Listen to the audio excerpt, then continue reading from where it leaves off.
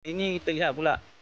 Ni pokok karas atau pokok garu yang dah tumbang nampak dia hampir-hampir cecah tanah kan, tapi dia masih hidup lagi. Boleh lihat sana. Tu. Hidup lagi. Daun dia. Okey, ni yang anak tunas dia pun dah membesar. Okey, ni satu lagi pokok yang hampir dah tumbang, almost dah tumbang, dah condong. Kita lihat. Pun masih hidup lagi. Alhamdulillah.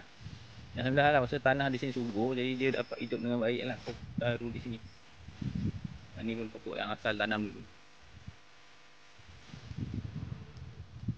Okey. Kita lihat pokok ni pula. Lihat kan. Kalau lihat di sini, ni satu pemuluk lah ni. Sebelum dia bercabang ni. Saiz dia. Ni pokok asal.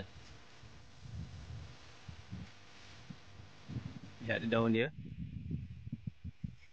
Okey, ini daripada anak pokok, daripada biji dia ni, buah yang jatuh ke bawah tu biji dia, dia tumbuh.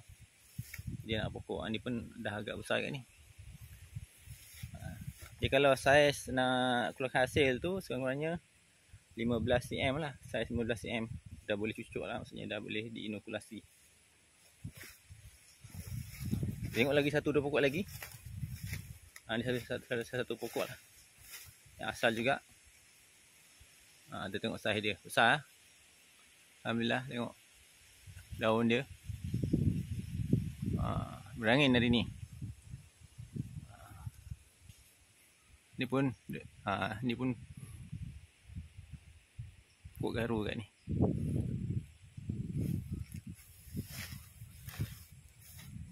Yang ni satu lagi, lihat ni pokok dah condong.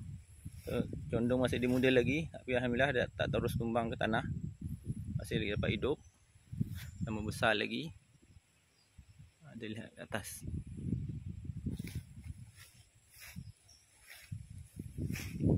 Jadi inilah beberapa pokok yang kita dapat lihat, yang kita dapat kongsikan pada hari ini.